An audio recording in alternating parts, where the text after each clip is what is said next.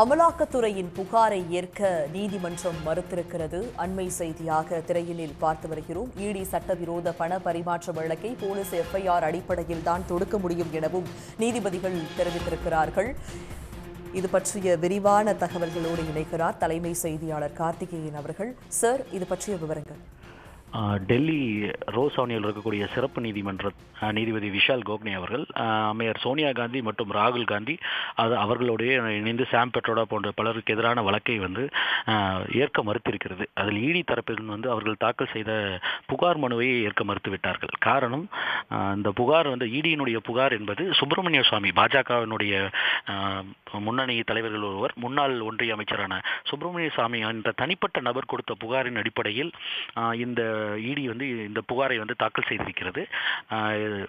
சட்டவிரோத பரிமாற்ற சட்டத்தின்படி அதனுடைய விதி 3 மற்றும் 4 படி ஒரு எஃப்ஐஆர், காவல்துறையால் ஒரு எஃப்ஐஆர் பதிவு செய்த பட்டால் மட்டுமே இடியால் அதன் மேலும் அது சம்பந்தமான விசாரணையை நடத்த முடியும், ஒரு புகாரை பதிவு செய்ய முடியும். ஆனால் ஒரு தனிநபர் கொடுத்த புகாரின் அடிப்படையில் இவ்வாறு ஒருவருக்கு எதிராக புகாரை தொடுக்க முடியாது என்ற அடிப்படையில் ரவுஸ் அவென்யூவில் இருக்கக்கூடிய சிறப்பு நீதிமன்றம் இந்த வழக்கை இந்த புகாரை ஏற்க மறுத்து தள்ளுபடி செய்திருக்கிறது. ஆனாலும் ஏற்கனவே இதை எதிர்பார்த்திருந்த இடி தான் டெல்லியில் இருக்கக்கூடிய டெல்லி காவல்துறையினுடைய பொருளாதார குற்ற தடுப்பு பிரிவு ஏற்கனவே இந்த வழக்கில் அண்மையில் ஒரு எஃப்ஐஆரை பதிவு செய்திருக்கிறார்கள்.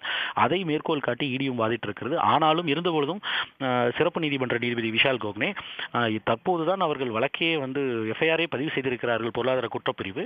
இந்த நிலையில் இவ்வளவு ரொம்ப ஏர்லியாக இன்று இந்த சூழ்நிலையில் இது சம்பந்தமாக எந்த ஒரு உத்தரவையும் இல்லது இடி சொல்லக்கூடிய புகாரின் அடிப்படைகளுக்குள் செல்ல முடியாது, அதில் இருக்கக்கூடிய உண்மைத்தன்மையை ஆராய்வதெல்லாம் இப்பொழுது டூ ஏர்லி, அதனால் ஏற்க மறுத்து அதை ரிஜெக்ட் செய்திருக்கிறார்கள். இந்த வழக்கு என்று பார்த்தால் நேஷனல் ஹெரால்டு பத்திரிகையினுடைய பிரசுரரான Asian associate journal limited AGL என்ற கூடிய நிறுவனத்தின் 2000 கோடி ரூபாய் மதிப்புள்ள சொத்துக்களை யங் இந்தியன் என்ற நிறுவனத்தின் மூலமாக முறைகேடாக சொத்துக்களை மாற்றிவிட்டனர் சோனியா காந்தி, ராகுல் காந்தி மற்றும் சாம் பெட்ரோடா போன்றவர்கள் என்றதுதான் குற்றச்சாட்டு.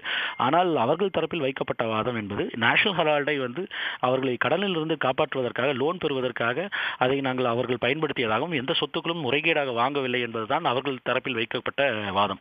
இந்த வழக்கு சுப்பிரமணிய சுவாமி அவர்கள் கொடுத்த புகாரின் அடிப்படையில் தான் நீண்ட காலமாக நடந்து கொண்டு வந்தது. ஆனால் இந்த புகார் அளித்ததன் அடிப்படையே ஏற்புடையதல்ல.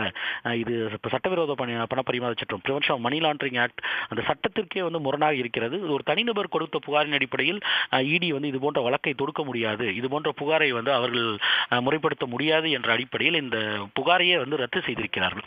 எனினும் டெல்லி காவல்துறையினுடைய பொருளாதார குற்றப்பிரிவு இது சம்பந்தமாக இதே வழக்கில் அண்மையில் பதிவு செய்த எஃப்ஐஆர் ஒன்று நிலுவையில் இருக்கிறது. அதில் மேலும் ஏதாவது விஷயங்களை இது சம்பந்தமாக தெரிவிக்க விரும்பினால் இடி தெரிவிக்கலாம் என்று நீதிமன்றம் அறிவுறுத்தியிருக்கிறது.